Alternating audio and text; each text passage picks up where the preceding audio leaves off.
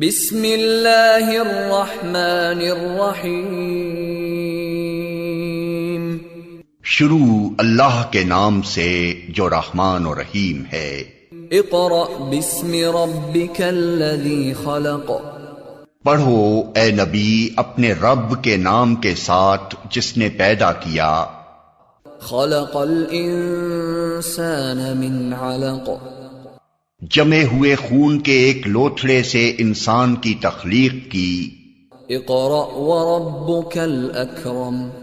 पढ़ो और तुम्हारा रब बड़ा करीम है।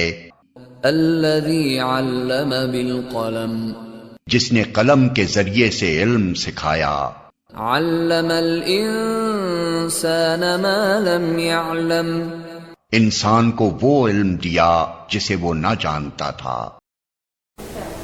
Assalamu alaikum. We start our class with the name of Allah, who is most beneficent and merciful. In previous class, we have studied the chapter Introduction of Electrochemistry, Electrolyte, Non-Electrolyte, and Electrolysis, and as well as electrolysis of molten sodium chloride. And after this, we will start this topic with the new topic, Faraday's first law of electrolysis.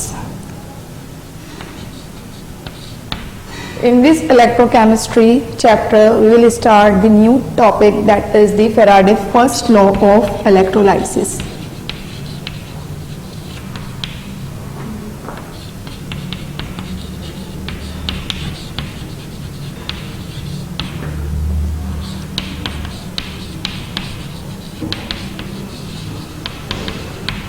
Faraday's first law of electrolysis.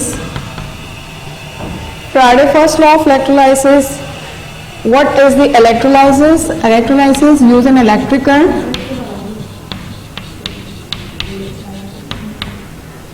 In previous class we have also discussed what is electrolysis, but in this class we will also discuss the electrolysis. Use an electric current to break an ionic compound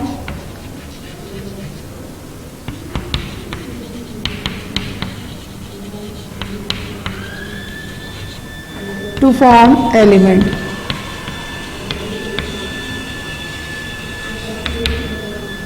Electrolysis basically क्या होता है? Electro, I told you earlier, electro mean electricity and lysis mean breakdown. Electricity की help से क्या हो रहा है? कोई भी इलेक्ट्रोलाइट क्या हो रहा है? ब्रेक डाउन हो रहा है. Break down of electrolyte is called electrolysis. Use in electric current. हम यहाँ पे क्या करते हैं? इलेक्ट्रिक करंट को यूज करते हैं, इलेक्ट्रिसिटी पास करवाते हैं to break an ionic compound. कोई भी आयोनिक कंपाउंड ब्रेक हो जाए और वो अपने एलिमेंट्स में ब्रेक होके डिपोजिशन दे या फिर लिबरेट हो जाए. ठीक है, अब हमारे पास किस तरह से है लाइसिस हो रही है? Suppose that we have a substance. ठीक है, हमारे पास यहाँ पे एक सब्सटेंस है. This substance is electrolyte. हम इस सब्सटेंस को नाम दे रहे हैं कि ये सब्सटेंस हमारे पास क्या है? इलेक्ट्रोलाइट है. हमने इलेक्ट्रोलाइट एक सब्सटेंस लिया है. ठीक है, एक सब्सटेंस इलेक्ट्रोलाइट लिया है. ठीक है, और यहाँ पर इस सब्सटेंस को ही नाम दे देते हैं हम. यहाँ पर ये इलेक्ट्रोलाइट है. ठीक है, इलेक्ट्रोलाइट है. हमने एक सब्सटेंस लिया है. इस सब्सटेंस के दो सिचुएशन हो सकते हैं. या फिर इस सब्सटेंस को आप वाटर के अंदर डिसॉल्व कर सकते हो. You can dissolve in the water. Another situation we have melting state, या फिर हम इसको क्या करें? मेल्ट करें. I told you earlier in previous class at 800 degree centigrade. अगर हम इसको मेल्ट करते हैं या वाटर में डिसॉल्व करते हैं, कोई भी सब्सटेंस को जब वाटर के अंदर डिसॉल्व किया जाता है, so this substance is called aqueous solution. Start करो. This substance called the aqueous solution. ये सब्सटेंस हमारे पास क्या कहलाएगा? Aqueous solution. तो अब हमारे पास यहाँ पे एक्वियस सॉल्यूशन बन जाता है. ठीक है, एक्वियस सॉल्यूशन हमने क्या किया? कोई भी सब्सटेंस लिया, उसको वाटर के अंदर डिसॉल्व किया. वाटर के अंदर डिसॉल्व होने के बाद वो हमें क्या देगा? एक्वियस सॉल्यूशन देगा. ठीक है, अब इस एक्वियस सॉल्यूशन में से क्या पास कराई जाएगी? इलेक्ट्रिसिटी पास कराई जाती है. जब इलेक्ट्रिसिटी पास कराई जाती है, so how can we determine the electricity pass और नॉट? ठीक है, इलेक्ट्रिसिटी पास हो रही है या नहीं हो रही है, यानी कि जो इलेक्ट्रोलाइट है वो अपने अंदर से इलेक्ट्रिसिटी पास करवा रही है या नहीं करवा रहा. तो हम कैसे डिटरमाइन कर सकते हैं? यहाँ पे हमारे पास एक सेल है, इलेक्ट्रोलाइटिक सेल है. ठीक है, इस इलेक्ट्रोलाइटिक सेल में हमारे पास यहाँ पर इलेक्ट्रोड होते हैं. ठीक है, यहाँ पर इलेक्ट्रोड हैं और ये दोनों इलेक्ट्रोड जो होते हैं हमारे पास ठीक है, बैटरी से कनेक्ट होते हैं। ठीक है, बैटरी से जब ये कनेक्ट होते हैं तो हमारे पास जो भी पॉजिटिव टर्मिनल, ये हमारे पास बैटरी के टर्मिनल्स होते हैं और ये बैटरी का साइन होता है आपके पास तरह से। जो भी पॉजिटिव टर्मिनल से कनेक्ट होता है वो एनोड होगा और जो नेगेटिव टर्मिनल से कनेक्ट होता है वो हमारे पास क्या कहलाएगा, कैथोड। ठीक है, तो यहाँ पे हमारे पास इसके अंदर कोई सॉल्यूशन होता है, सॉल्यूशन प्लेस्ड होता है। ठीक है, इस सॉल्यूशन को हम कह रहे हैं कि इस इलेक्ट्रोलाइटिक सेल में मैंने सबसे पहले इलेक्ट्रोलाइट यूज किया है और वो इलेक्ट्रोलाइट मेरे पास क्या है, NaCl है। ठीक है, NaCl को डिसॉल्व कर दिया है मैंने वाटर के अंदर, तो अब ये सॉल्यूशन मेरे पास क्या है, एक्वस सॉल्यूशन है। ठीक है, अब यहाँ पे आपके पास क्या है, यहाँ पे एक बल्ब भी लगा हुआ होगा। ठीक है, और ये बल्ब क्या होगा, अगर इसमें से इलेक्ट्रिसिटी कंडक्ट हो रही है, पास हो रही है, तो ये बल्ब ग्लो करना स्टार्ट कर देगा। इट मीन यहाँ पे इलेक्ट्रिसिटी पास हो रही है और सोडियम क्लोराइड अपने आयंस में क्या हो चुका है, ब्रेक हो गया है। ठीक है, sodium move towards cathode and chlorine move towards anode. ठीक है, तो अगर हमारे पास बल्ब ग्लो कर जाएगा, इट मीन इलेक्ट्रिसिटी कंडक्ट हो रही है, इलेक्ट्रिसिटी पास हो रही है। So we have two situation here, electricity pass हो रही है, इलेक्ट्रिसिटी कंडक्ट हो रही है, इट मीन इलेक्ट्रोलाइट है। ठीक है, बल्ब ग्लो कर रहा है, इट मीन अगर हमारे पास बल्ब ग्लो कर जाएगा तो हमारे पास इलेक्ट्रोलाइट है, और अगर बल्ब ग्लो नहीं कर रहा है तो हमारे पास क्या कहलाएगा, नॉन इलेक्ट्रोलाइट कहलाएगा।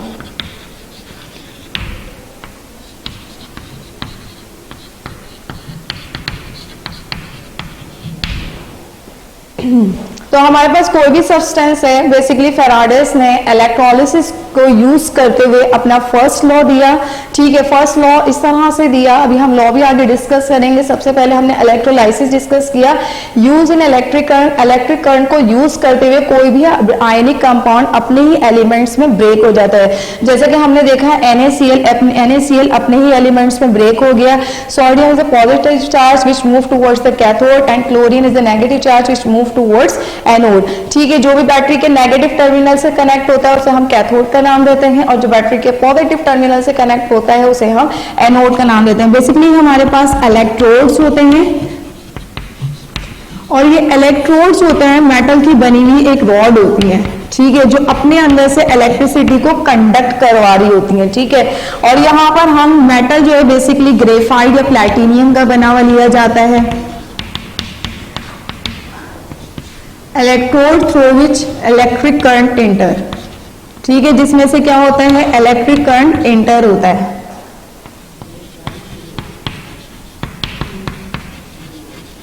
और हमारे पास डिपेंड ही करता है इलेक्ट्रोलाइट पे। इलेक्ट्रोलाइट अपने अंदर से इलेक्ट्रिसिटी को पास करवाएगा, जब ही ये क्या होगा, हमारे पास बल्ब ग्लो करेगा। तो ऐसे सब्सटेंस जिनको वाटर के अंदर डिसॉल्व करने के बाद अपने अंदर से इलेक्ट्रिसिटी पास करवाते हैं और अपने आयंस में ब्रेक हो जाते हैं, वो हमारे पास क्या कहलाते हैं, इलेक्ट्रोलाइट। और जो अपने आयंस में ब्रेक नहीं होते हैं वो हमारे पास क्या कहलाते हैं, non electrolyte. So we have a best example of this electrolyte is sodium chloride.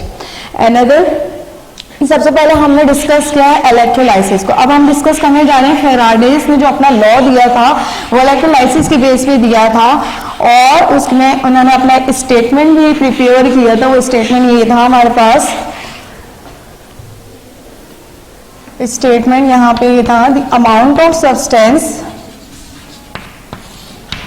It state that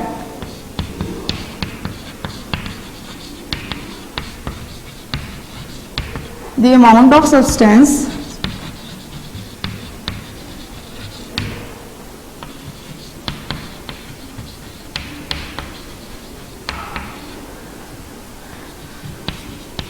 which is deposited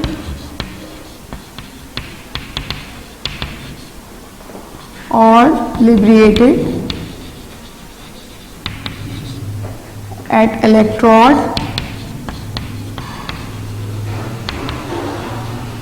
is directly proportional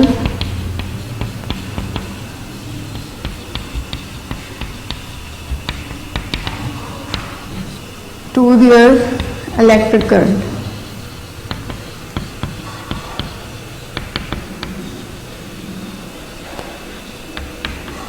अच्छा जी, फैराडे ने ठीक है। हमारे पास माइकल फेराडे ने 1833 में, यहाँ पे हमारे पास कंप्लीट नेम है, माइकल फेराडे ने 1833 में अपना एक लॉ दिया, फर्स्ट लॉ दिया, यानी कि फर्स्ट लॉ है तो उससे ज्यादा लॉ दिए होंगे। फर्स्ट लॉ इन्होंने दिया, सबसे पहले फर्स्ट लॉ ऑफ इलेक्ट्रोलिसिस दिया, इलेक्ट्रोलिसिस के बेस पे इन्होंने अपना फर्स्ट लॉ दिया।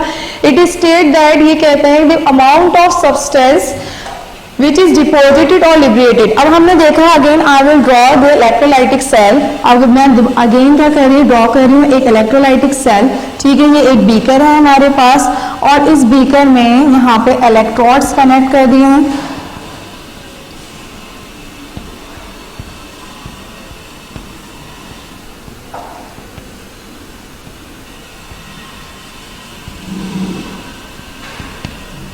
अब इस इलेक्ट्रोड्स को कनेक्ट कर दिया गया है बैटरी से।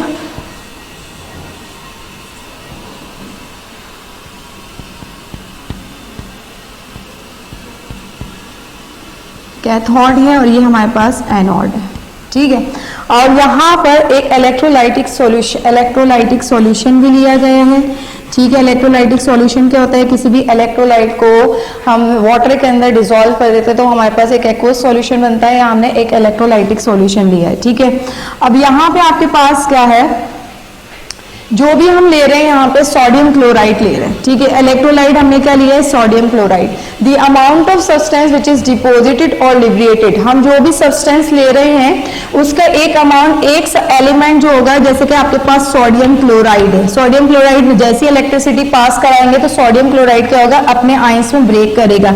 Sodium which is a positively charge move towards cathode, chlorine is a negative charge move towards anode. यहाँ पे यही प्रोसेस होगा, ठीक है। Sodium which are positively charge particle move towards cathode, तो हमारे पास सोडियम क्लोराइड जो होगा वो ब्रेक डाउन हो जाएगा अपने आयंस के अंदर, सोडियम एंड क्लोरीन, ठीक है। तो यहाँ पे सोडियम हमारे पास क्या करेगा, रिडक्शन का प्रोसेस करेगा, gain of electron is called reduction, और हमारे पास लॉस ऑफ इलेक्ट्रॉन जो होगा वो हमारे पास कहलाएगा, loss of electron is called oxidation. अगर लॉस ऑफ इलेक्ट्रॉन हो रहे हैं तो हमारे पास क्या कहलाएगा, ऑक्सीडेशन, और गेन ऑफ इलेक्ट्रॉन हो रहे हैं तो हमारे पास क्या कहलाएगा, रिडक्शन। तो ऑक्सीडेशन और रिडक्शन प्रोसेस क्या होता है, इस इलेक्ट्रोलाइटिक सेल में साइमल्टेनियसली होते हैं कि एक एटम अपना इलेक्ट्रॉन लॉस कर रहा है तो दूसरा एटम क्या कर रहा है, गेन कर रहा है। यहाँ सोडियम क्या कर रहा है, गेन कर रहा है। सोडियम चाहता positively charge particle gain electron to get neutralize, तो ये इलेक्ट्रॉन गेन करेगा, क्लोरीन के पास एक्सिस इलेक्ट्रॉन है, क्लोरीन लॉस करेगा, और यहाँ पे लॉस करने के बाद ये एनोड पर मूव कर जाएगा। तो ये रिडक्शन और ऑक्सीडेशन प्रोसेस क्या होता है, किसी भी सेल के अंदर साइमल्टेनियसली होते हैं। अगर एक प्रोसेस होगा तो दूसरा प्रोसेस होगा, और अगर एक प्रोसेस नहीं होगा तो दूसरा प्रोसेस भी नहीं होगा। तो ये साइमल्टेनियसली रिएक्शन होते हैं, इसलिए इनको कलेक्टिवली कहा जाता है रिडॉक्स रिएक्शन। कि इलेक्ट्रोलाइटिक सेल में रिडॉक्स रिएक्शन भी होता है, यानी कि ऑक्सीडेशन प्लस रिडक्शन का प्रोसेस भी यहाँ पे होता है। इस चीज को हम कहते हैं रिडॉक्स रिएक्शन, ठीक है। अब आपके पास क्या है, कोई भी सब्सटेंस है, इलेक्ट्रोलिसिस में जितना भी अमाउंट जो होता है डिपॉजिट होगा या लिब्रिएट होगा। क्लोरीन है तो क्लोरीन गैस लिब्रिएट हो जाएगी, और सोडियम जो है, सोडियम इस इलेक्ट्रोलाइटिक सेल में डिपॉजिट होना स्टार्ट हो जाएगा इलेक्ट्रोड के ऊपर। यहाँ पे सोडियम जो है इलेक्ट्रोड के ऊपर डिपॉजिट होना स्टार्ट हो जाएगा, यहाँ पे ये डिपॉजिट होना स्टार्ट हो जाएगा, ठीक है। यहाँ पे एक लेयर बनेगी, सोडियम डिपॉजिट होने स्टार्ट होगा, क्लोरीन गैस जो होगी वो लिब्रिएट कर जाएगी।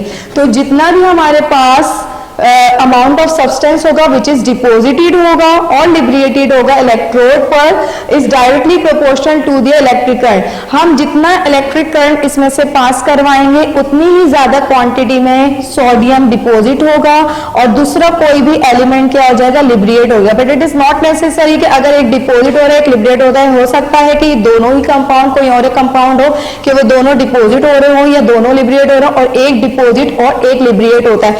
ये डिपेंड करता है इलेक्ट्रिक करंट पर। जितना ज्यादा आप इलेक्ट्रिक करंट पास करवाते हो उतना ही ज्यादा प्रोसेस फास्ट होता है, उसमें एक एलिमेंट डिपॉजिट होता है और दूसरा एलिमेंट क्या होता है, लिब्रिएट होता है। यहाँ पे हम बात करें सोडियम क्लोराइड की, तो सोडियम क्या हो रहा है, डिपॉजिट हो रहा है, और क्लोरीन क्या हो जाएगा, यहाँ पर लिब्रिएट हो जाएगा, ठीक है।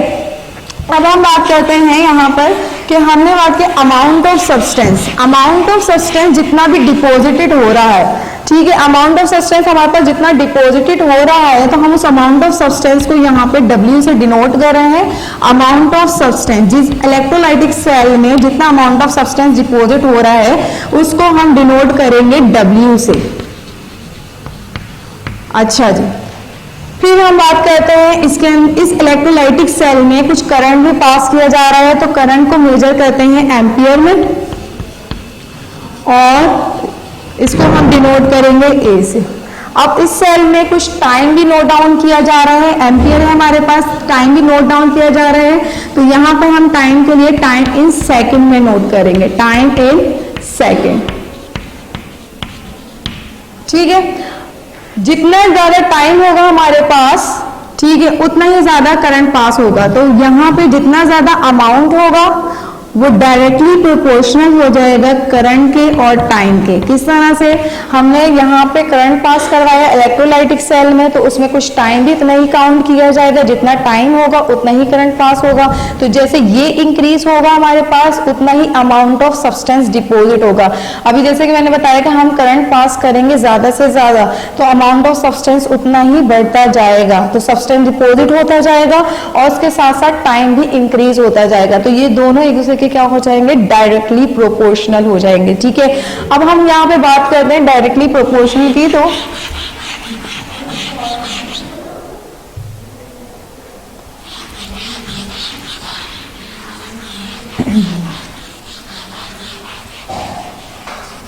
W is directly proportional A multiply by T। जब आपको होता है डायरेक्टली प्रोपोर्शनल का साइन हम रिमूव करते हैं तो यहाँ पे आ जाता है Z, A and T। And what is Z? Z is the electrochemical equivalent। Z हमारे पास होता है electrochemical equivalent।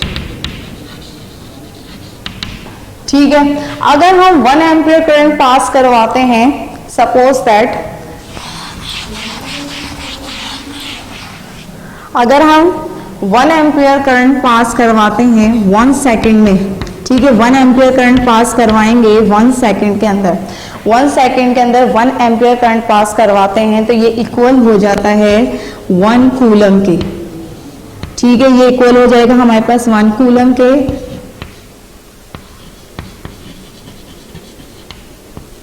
1 एम्पियर करंट पास करवाएंगे इलेक्ट्रोलाइटिक सॉल्यूशन में 1 सेकेंड में, तो ये इक्वल हो जाएगा 1 कूलम के। ठीक है, the current in ampere multiply by time in second is called the 1 coulomb. ठीक है, तो ये 1 कूलम के इक्वल हो जाएगा। और जब हमारे पास इलेक्ट्रोकेमिकल इक्विवेलेंट क्या होता है, जब भी हम इलेक्ट्रोलाइटिक सॉल्यूशन में 1 कूलम चार्जेस पास कराएंगे, तो जितना भी हमारे पास मैस डिपोजिट होगा इलेक्ट्रोड्स पर, जितना भी अमाउंट ऑफ सब्सटेंस डिपोजिट होगा, वो कहलाएगा इलेक्ट्रोकेमिकल इक्विवेलेंट। ठीक है, हम क्या करते हैं, जब भी किसी इलेक्ट्रोलाइटिक सॉल्यूशन में, ठीक है, जब भी किसी इलेक्ट्रोलाइटिक सॉल्यूशंस में से हम क्या करते हैं 1 कूलम चार्जेस पास कराते हैं। अगर 1 कूलम इलेक्ट्रिक चार्जेस पास कराते हैं तो उसके रिजल्ट में जितना अमाउंट ऑफ सब्सटेंस डिपोजिट होगा वो हमारे पास कहलाता है Z। Z is the electrochemical equivalent. Electrochemical equivalent की डेफिनेशन हमारे पास क्या है, इलेक्ट्रोकेमिकल इक्विवेलेंट में भी defined as, I will write here, electrochemical equivalent। Electrochemical equivalent क्या होता है हमारे पास,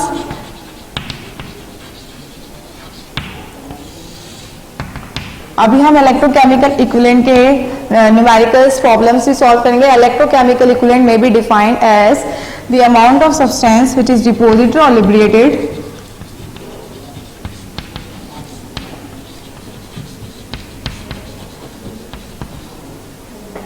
the amount of substance which is deposited or liberated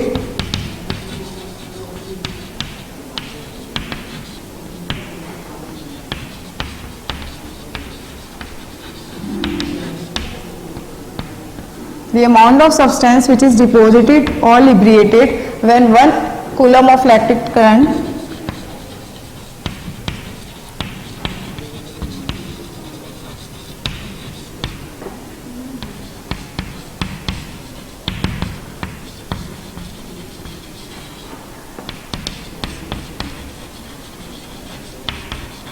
is passed through an electrolyte।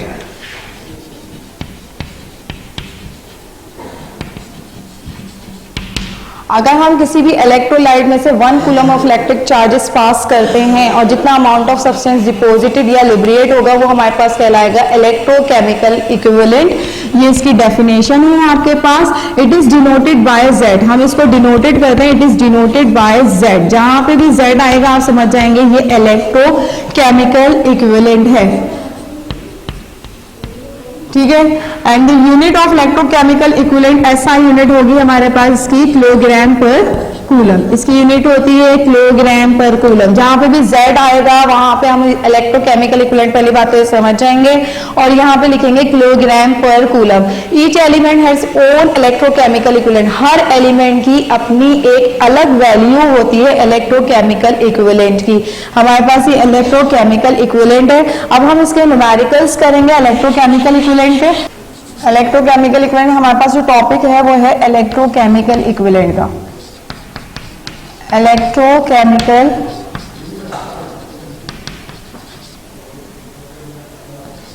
Equivalent ये हमारे पास टॉपिक है। It is denoted by Z and the unit of electrochemical equivalent is kilogram पर coulomb, और जो इसकी यूनिट होती है वो हमारे पास है किलोग्राम पर coulomb.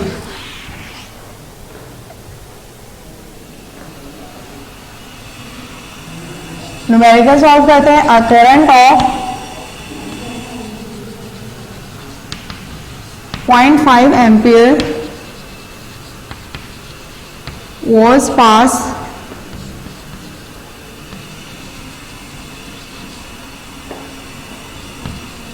through a solution of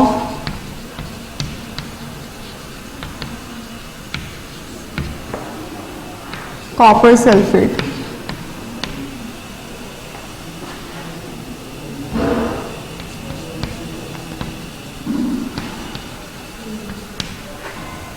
The amount of copper is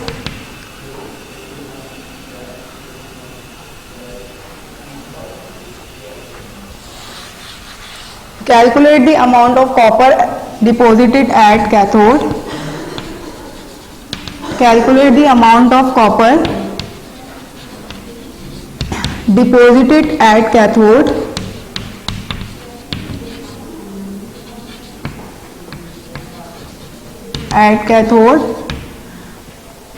The value of electrochemical equivalent is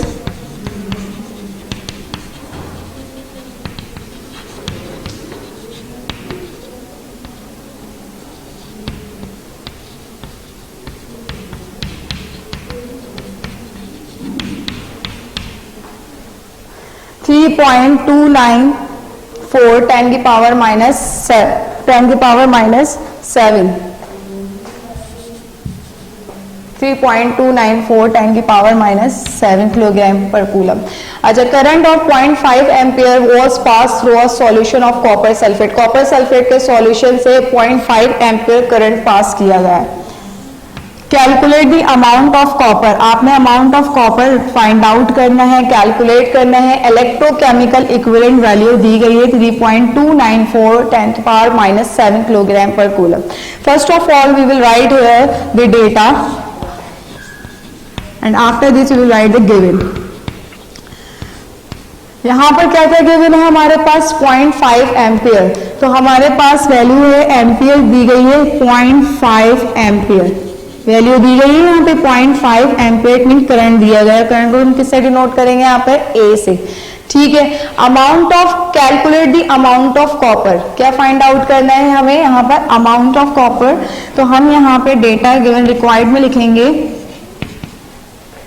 amount of copper. Amount को यानी कि हमें मैस फाइंड आउट करना है कि कितना अमाउंट डिपॉजिट हुआ, ठीक है। Current of 0.5 ampere was pass through solution of copper sulphate for 1 hour. यहाँ पे हम टाइम ऐड कर देते हैं फॉर 1 आवर। कितने घंटे के लिए हुआ है हमारे पास 1 आवर के लिए हुआ है, तो 1 आवर है तो टाइम हम ऐड कर देंगे यहाँ पर 1 आवर, ठीक है। 1 आवर को हम कन्वर्ट करेंगे, टाइम को कन्वर्ट करेंगे सेकंड के अंदर, तो हम 1 आवर यानी कि 1 आवर में कितने सेकंड होते हैं हमारे पास 3600, तो हम यहाँ पे 3600 से क्या करेंगे मल्टीप्लाई कर देंगे, या फिर हम क्या करेंगे 1 को 2 टाइम्स 60 लिख देंगे, तो 2 टाइम्स 60 भी लिखेंगे तो आपके पास तब भी कितना आ जाएगा 3600। जब भी आपके पास आर आएगा 1 आर आए या 2 आर आए या 2 आर है तो आपने 3600 लिखना है, 3 आर आएगा तब भी आपने 3600 लिखना है। जब आप इस वैल्यू को इससे मल्टीप्लाई करेंगे तो आपके पास आ जाएगा 3600। तो टाइम आपका आर से किसके अंदर कन्वर्ट हो गया है सेकंड में, यहाँ पे भी आपके पास एज इट इज ही आएगा। आर आए तो आप 2 टाइम्स 60 लिखिए, सही सिंपल। और अगर आपके पास मिनट आएगा, जैसे यहाँ पे अगर 1 मिनट लिखा हुआ है तो आप 1 टाइम्स 60 लिखिए, ठीक है। अब आपके पास क्या है इलेक्ट्रोकेमिकल इक्विवेलेंट। इलेक्ट्रोकेमिकल इक्विवेलेंट की वैल्यू दी गई है यहाँ पर 3.294 10⁻⁷ किलोग्राम पर कूलम। यहाँ पे हमारे पास इलेक्ट्रोकेमिकल इक्विवेलेंट की वैल्यू भी दी गई है। सबसे पहले एम्पियर दिया गया है, एम्पियर थोड़ा सा यहाँ पे कर देती हूँ ताकि आपको और अच्छी तरीके से अंडरस्टैंड हो जाए। तो यहाँ पे सबसे पहले हमारे पास रिक्वायर्ड में हमारे पास यहाँ पे अमाउंट है, और अमाउंट को किससे डिनोट करते हैं W से डिनोट करते हैं, ठीक है। एम्पियर दिया गया है 0.5, टाइम दिया गया 1 आवर, और यहाँ पे Z इलेक्ट्रोकेमिकल इक्विवेलेंट दिया गया 3.294 10⁻⁷ किलोग्राम पर coulomb. Now we will apply the formula. अब हम यहाँ पे फॉर्मूला अप्लाई करेंगे। सबसे पहले राइट करेंगे सॉल्यूशन, ठीक है। सॉल्यूशन के बाद हम फॉर्मूला अप्लाई करेंगे। फॉर्मूला हमारे पास क्या है W = ZAT, ठीक है। W = ZAT। सबसे पहले आप इलेक्ट्रोकेमिकल इक्विवेलेंट की वैल्यू राइट करेंगे 3.294 10⁻⁷, then you will write the ampere value 0.5। After this you write the time is 3600। अब आपने क्या करना है तीनों वैल्यूज को, जहां पर आपके पास कुछ भी नहीं होगा वहां आप तीनों वैल्यूज को क्या कर देंगे मल्टीप्लाई कर देंगे। तो मल्टीप्लाई करने पे आपके पास आंसर आ जाएगा 5.929 10⁻⁴ किलोग्राम पर कूलम। ये आपके पास आंसर आ जाएगा, ठीक है। This is your answer. आपके पास ये आंसर आ जाएगा 5.929 10⁻⁴ किलोग्राम पर कूलम। आपने सिंपल क्या करना है फॉर्मूला अप्लाई करना है। W = ZAT, Z की वैल्यू राइट करनी है, A की वैल्यू राइट करनी है और T की वैल्यू राइट करनी है। तीनों वैल्यूज को आपने मल्टीप्लाई करना है और यूनिट राइट करेंगे किलोग्राम पर कूलम, ठीक है। This is the simple numerical for the electrochemical equivalent. Another numerical we have a current of 10 ampere. Next numerical भी हमारे पास इसी टॉपिक से रिलेटेड है, थोड़ी सी चेंजेस है वहां पर। A current of 10 ampere was passed through a solution। यहाँ पे हम 10 एम्पियर ले लेंगे। Was passed through a solution of, अब यहाँ पे पहले हमने कॉपर सल्फेट लिया था, यहाँ पे हम ले लेंगे सिल्वर नाइट्रेट।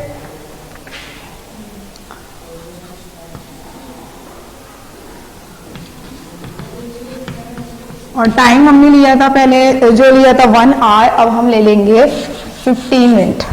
टाइम हम जो है वो लेंगे 15 मिनट। कैलकुलेट द अमाउंट, हमारे पास कैलकुलेट द अमाउंट, यहाँ पे कैलकुलेट से थोड़ा सा चेंज हो जाएगा।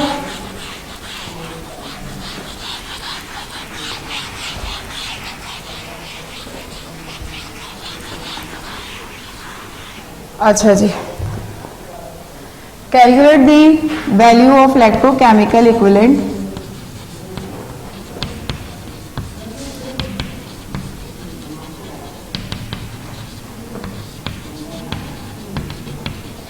equivalent, the mass of silver at electrode is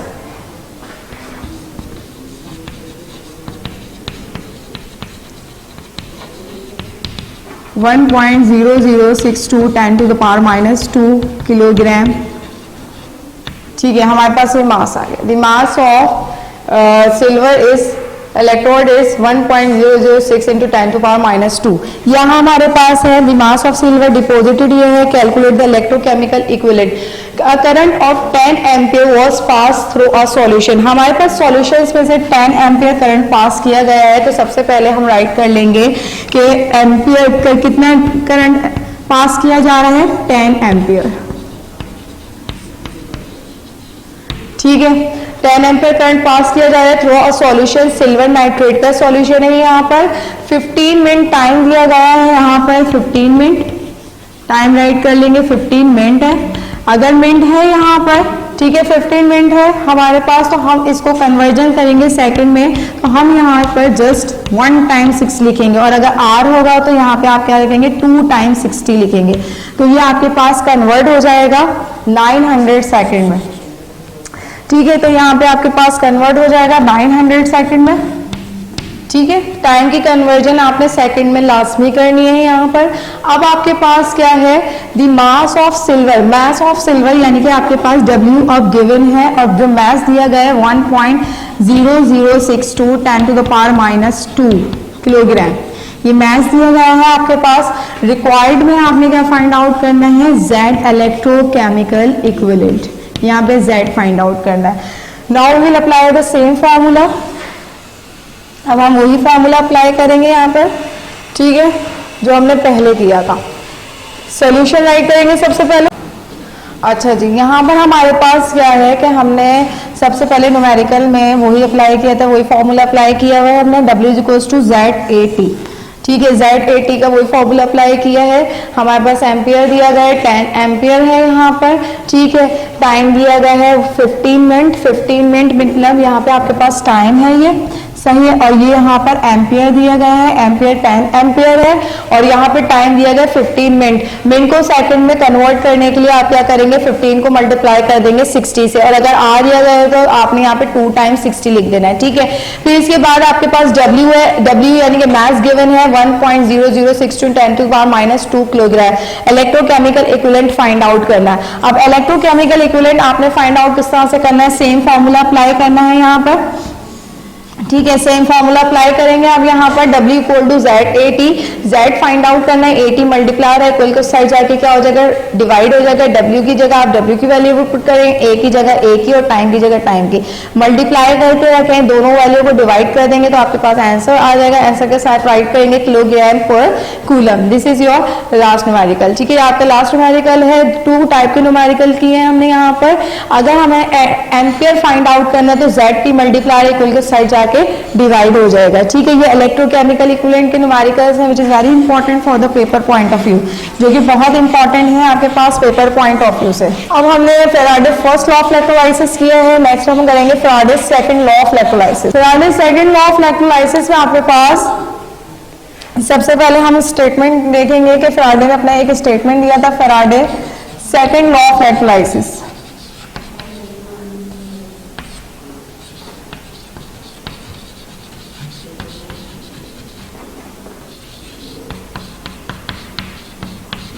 electrolysis के अगेन फैराडे ने अपना सेकंड लॉ दिया इलेक्ट्रोलिसिस का। अब ये बेस करता है कि ये भी इलेक्ट्रिसिटी को यूज करते हुए किया है। ठीक है, इसमें भी इलेक्ट्रोलाइट की क्या हो रही है, डिकम्पोजिशन हो रही है, ब्रेक डाउन हो रहा है इलेक्ट्रोलाइट का। ठीक है, अब हमारे पास क्या है, यहाँ पर फैराडे ने अपना एक स्टेटमेंट दिया था, this is state that it is state that the masses of different substances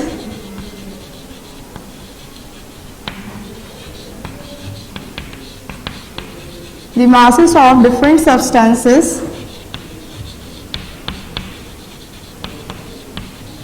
which is deposited or liberated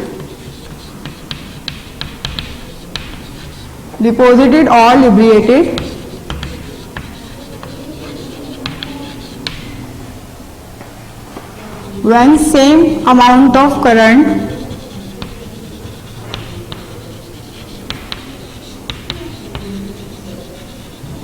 is passed through different electrolyte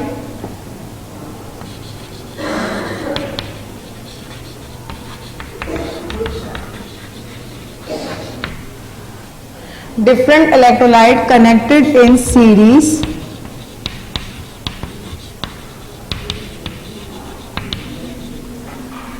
directly proportional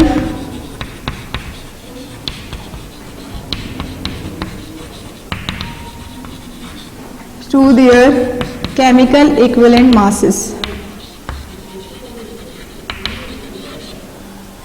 Chemical equivalent masses.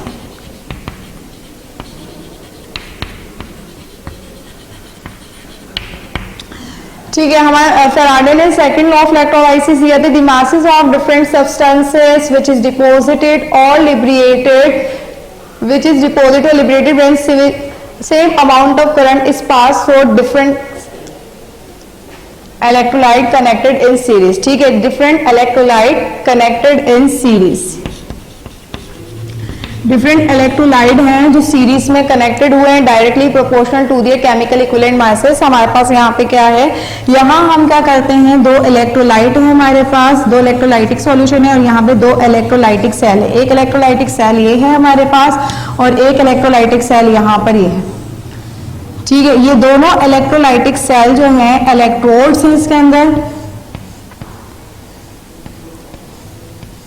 एक इलेक्ट्रोड हमारे पास ये है और सेकंड इलेक्ट्रोड, इसके electrode ये।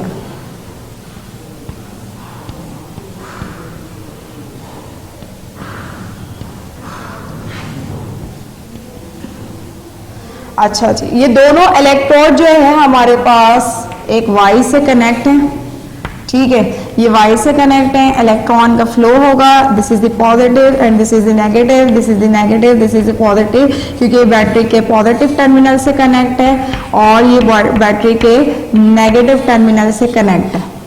ठीक है, battery के पॉजिटिव टर्मिनल से कनेक्ट होने वाले को हम एनोड कहते हैं और बैटरी के नेगेटिव टर्मिनल से कनेक्ट होने वाले को हम क्या कहते हैं, इलेक्ट्रोड को। ये हमारे पास कैथोड हो गया और ये क्या हो गया, एनोड हो गया। ठीक है, अब यहाँ पे हमारे पास इलेक्ट्रोलाइटिक सॉल्यूशन लिया गया है। यहाँ पे इलेक्ट्रोलाइटिक सॉल्यूशन जो है हमने लिया है, एक जगह लिया है सिल्वर नाइट्रेट का लिया है और सेकंड साइड पे हमने लिया है, एक क्यों लिख देते हैं क्योंकि इस सब्सटेंस को हमने वाटर के अंदर डिसॉल्व किया है, और एक जगह हमने लिया है कॉपर सल्फेट का सॉल्यूशन लिया है। ठीक है, अब हम बात कर रहे हैं जैसे ही हम इसके अंदर से इलेक्ट्रिसिटी पास करवाते हैं, ये दो सॉल्यूशन है हमारे पास, एक सिल्वर नाइट्रेट का, एक कॉपर सल्फेट का है। अच्छा जी, हम सेम अमाउंट ऑफ करंट यहाँ से पास करवा रहे हैं। ठीक है, सपोज दैट 5 एम्पियर करंट यहाँ से पास कराया गया है। ठीक है, तो सेम अमाउंट ऑफ करंट पास करवाएंगे तो सिल्वर नाइट्रेट जो होगा वो अपने आयंस में ब्रेक डाउन हो जाएगा। ठीक है, सिल्वर के ऊपर +1 वैलेंसी हो जाएगी। इसी तरीके से कॉपर सल्फेट भी अपने आयंस में ब्रेक डाउन हो जाएगा, कॉपर के ऊपर +2 की वैलेंसी या +2 की ऑक्सीडेशन स्टेट आ जाएगी। तो ये कॉपर मूव कर जाएगा कैथोड के ऊपर, डिपॉजिट होना स्टार्ट हो जाएगा। सिल्वर भी किसके ऊपर मूव करेगा, सिल्वर मूव कर जाएगा यहाँ पर कैथोड के ऊपर। प्लस है चार्ज तो ये माइनस वाले इलेक्ट्रोड पे मूव करना स्टार्ट कर देगा, यहाँ पे इसकी डिपोजिशन होना स्टार्ट हो जाएगी, यहाँ पे ये डिपोजिट होना स्टार्ट हो जाएगा। ठीक है, डिपोजिट होना स्टार्ट हो जाएगा यहाँ पे। अब हमारे पास same amount of current pass करवाया जा रहा है, तो अब ये चेक करना है कि यहाँ पे जो हमारे पास एलिमेंट्स जो भी कंपाउंड ब्रेक डाउन हुआ है और डिपॉजिट हुआ है, क्या उसका अमाउंट सेम है या डिफरेंट है। यहाँ पे सिल्वर डिपॉजिट हुआ है, सिल्वर की ऑक्सीडेशन +1 है, वैलेंसी +1 है, और कॉपर की वैलेंसी क्या है, +2 है।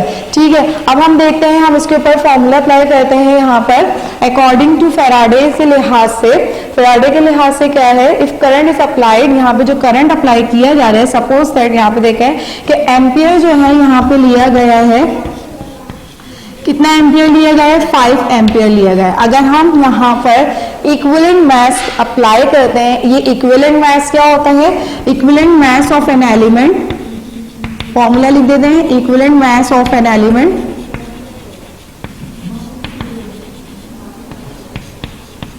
equivalent mass of an element is equals to atomic mass of an element, atomic mass of the element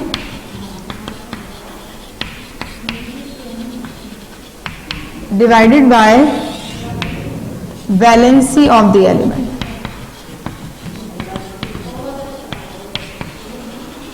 अब यहाँ पर सबसे पहले अगर हम सिल्वर के निकालेंगे, सिल्वर का कितना मास डिपॉजिट हो रहा है, सिल्वर का कितना इक्विवेलेंट मास डिपॉजिट हो रहा है, तो हम यहाँ equivalent mass of an element की जगह हम लिखेंगे इक्विवेलेंट मास ऑफ सिल्वर। ठीक है, यहाँ पे हमारे पास सपोज दैट सिल्वर की, हमारे पास सिल्वर की जो है वैलेंसी क्या है, +1 है। ठीक है। तो हम फॉर्मूला अप्लाई करते हैं इक्विवेलेंट मास ऑफ सिल्वर का। तो यहाँ पे इक्विवेलेंट मास ऑफ सिल्वर है, यहाँ पे आपके पास आएगा atomic mass of the silver. Silver का एटॉमिक मास कितना हो जाएगा, 108 हो जाएगा हमारे पास। यहाँ पे देखें atomic mass of the element, element हम यहाँ पे क्या ले रहे हैं, यहाँ पे एलिमेंट ले रहे हैं सिल्वर।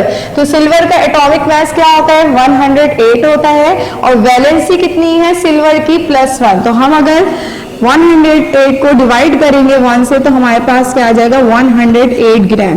तो equivalent mass of silver, silver का कितना मास डिपॉजिट हो रहा है यहाँ पर, सिल्वर का मास जो है वो डिपॉजिट हो रहा है 108 gram. Similarly here another element we have copper. अगर हम कॉपर की बात करें तो कॉपर की वैलेंसी हमारे पास +2 होती है। और कॉपर की इलेक्ट्रोकेमिकल इक्विवेलेंट की वैल्यू निकालें, इलेक्ट्रोकेमिकल इक्विवेलेंट मास की वैल्यू निकालते हैं तो इक्विवेलेंट मास ऑफ कॉपर का पुट करें तो हमारे पास यहाँ पे 63.5 कॉपर का एटॉमिक मास होता है फिक्स, और इसकी वैलेंसी क्या है, +2। तो हम इसे 2 से डिवाइड कर देंगे तो हमारे पास जो आंसर आएगा वो होगा 31.75 ग्राम इलेक्ट्रोकेमिकल। हमारे पास क्या है, इलेक्ट्रोकेमिकल इक्विवेलेंट वैल्यू है, इलेक्ट्रोकेमिकल इक्विवेलेंट मास है।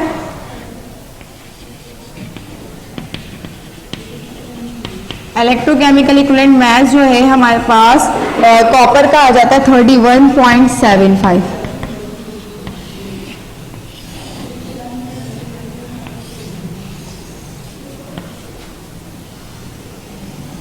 तो फेराडे ने यहाँ पर ये देखा कि अगर सेम अमाउंट ऑफ करंट पास करते हैं, अगर हम जैसे सेम अमाउंट ऑफ करंट पास करेंगे तो यहाँ पे इलेक्ट्रोकेमिकल इक्विवेलेंट जो होगा हमारे पास, इलेक्ट्रोकेमिकल मास की जो वैल्यू आएगी वो हमारे पास कितनी आएगी, इलेक्ट्रोकेमिकल इक्विवेलेंट मास की वैल्यू जो आएगी वो हमारे पास इक्विवेलेंट मास सिल्वर का देखा सबसे पहले, इक्विवेलेंट मास ऑफ सिल्वर का कितना था हमारे पास 108 ग्राम, और कॉपर का इक्विवेलेंट मास हमारे पास क्या था 31.75 ग्राम। ठीक है, 31.75 ग्राम हमारे पास इक्विवेलेंट मास था कॉपर का। तो दोनों की वैल्यू जो है हमारे पास क्या है, डिफरेंट है। सेम अमाउंट ऑफ करंट तो पास करवा रहे हैं लेकिन सिल्वर जो है डिपोजिटेड हो रहा है, सिल्वर का इक्विवेलेंट मास कितना आ रहा है 108 ग्राम आ रहा है, और कॉपर का इक्विवेलेंट मास कितना आ रहा है 31.75 ग्राम, जबकि same amount of current pass किया गया है। अब हम स्टेटमेंट देखते हैं, मैसेज ऑफ डिफरेंट सब्सटेंसेस लिए गए, यहाँ पे सिल्वर नाइट्रेट लिया गया है और यहाँ पे कॉपर सल्फेट लिया गया है। ठीक है, विच इज डिपोजिटेड और liberated when same amount of current is pass. हमने सेम अमाउंट ऑफ करंट कितना पास किया है, सपोज दैट 5 एम्पियर। ठीक है, through different electrolyte different electrolyte use किए, यहाँ पे सिल्वर नाइट्रेट यूज किया गया और यहाँ पे कॉपर सल्फेट यूज किया, डिफरेंट इलेक्ट्रोलाइट यूज किए। इन सीरीज में हो सकता है एक से ज्यादा सेल हो, आगे एक और सेल लगा हो, तो तमाम सेल में क्या है, सेम अमाउंट ऑफ करंट है। जितना केमिकल इक्विवेलेंट मैसेज है इज डायरेक्टली प्रोपोर्शन, जितना करंट बढ़ाते जाएंगे केमिकल इक्विवेलेंट मैसेज भी उतना ही बढ़ता जाएगा, लेकिन ये केमिकल इक्विवेलेंट मैस जो होगा वो डिफरेंट होगा, यानी कि इस इलेक्ट्रोलाइटिक सॉल्यूशन में डिफरेंट होगा जो भी मैस डिपॉजिट होगा, और इस इलेक्ट्रोलाइटिक सॉल्यूशन में क्या होगा, डिफरेंट होगा। तो ये मैसेज जो डिपॉजिट हो रहे हैं उनका अमाउंट क्या होता है, डिफरेंट होता है। जैसे आपने देखा यहाँ पर सिल्वर का अमाउंट कितना था 108 ग्राम है, और कॉपर का अमाउंट कितना डिपॉजिट हो रहा है यहाँ पर 31.75 ग्राम। ठीक है, अब हम यहाँ पे देखते हैं the current of 96,500 ampere, the current of 96,500 coulomb is called 1 farad।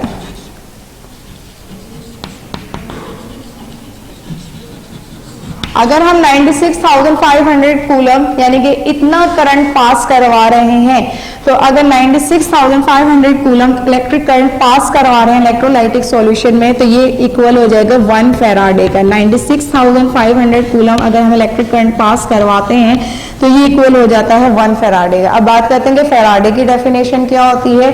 Faraday में भी defined as the amount of substance it is deposit और लिबरेटेड। फैराडे की डेफिनेशन यहां लिख देते हैं, the amount of substance,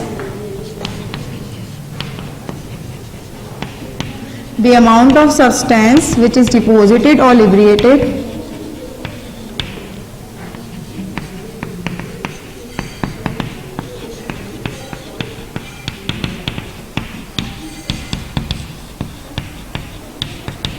liberate exactly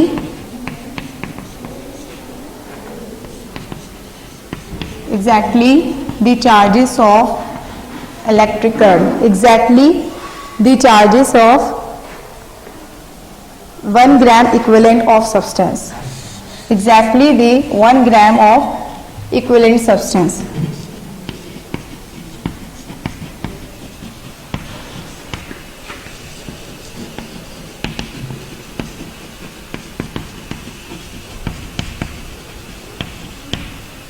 ठीक है, the amount of substance which is deposited or liberates exactly the 1 gram of equivalent substance. 1 gram equivalent substance में जितने भी charges डिपोजिटेड होते हैं, जितना भी अमाउंट ऑफ सब्सटेंस डिपोजिट होता है या लिबरेट होता है 1 ग्राम इक्विवेलेंट सब्सटेंस में, कि हमारे पास सब्सटेंस कितना लिया जाएगा 1 ग्राम। ठीक है, तो ये हमारे पास क्या कहलाएगा, faraday. The amount of substance which is deposited और liberate exactly the 1 gram of equivalent substance. तो हमारे पास यहाँ पर हम चैप्टर जो है एंड होता है। Now you will write the blanks, आपने ब्लैंक्स राइट करनी है यहाँ पर।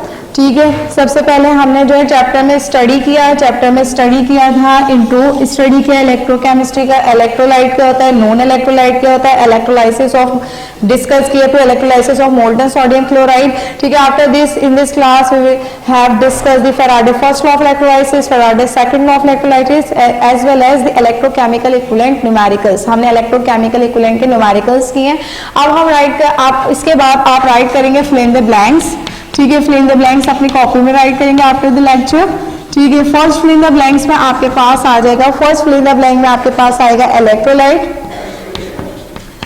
सेकंड में आपके पास आएगा सोडियम, थर्ड में आप राइट कर देंगे 96,500, फोर्थ में आप राइट करेंगे सल्फ्यूरिक एसिड H2SO4 और फिफ्थ में आप राइट करेंगे प्राइमरी सेल।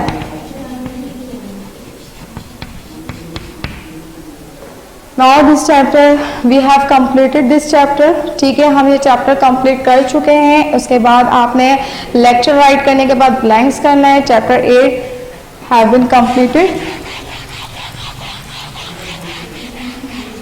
अच्छा जी, अब इसके बाद आपने डायरी नोट डाउन करनी। This is your home task. आपके पास होम टास्क जो है वो आपने मेमोराइज करना है। क्या मेमोराइज करना है, स्टेट 2010 का क्वेश्चन है, 12 का है, 11 का है एंड 17 का आपके पास। State Faraday first and second law of electrolysis. Faraday state Faraday first and second law of electrolysis.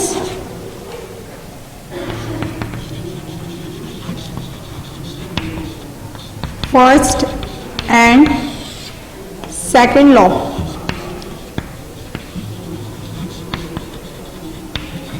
Of electrolysis. आपने स्टेटमेंट याद करना है फैराडे का फर्स्ट लॉ और सेकंड लॉ का। ठीक है, इसके बाद आपके पास 2010 में क्वेश्चन है डिफाइन एम्पियर। आपने एम्पियर की डेफिनेशन याद करनी है नोट्स से। ठीक है, नोट्स में भी है, बुक में भी है आपके पास। एम्पियर की, कूलम की याद करनी है और इक्विवेलेंट मास की याद करनी है।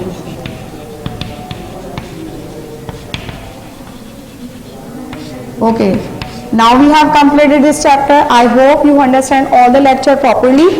In next class we will start the new chapter, that is the chapter number 9, acid, base and salt. So inshallah we'll meet in the next class with next lecture. Thank you so much. Allah Hafiz.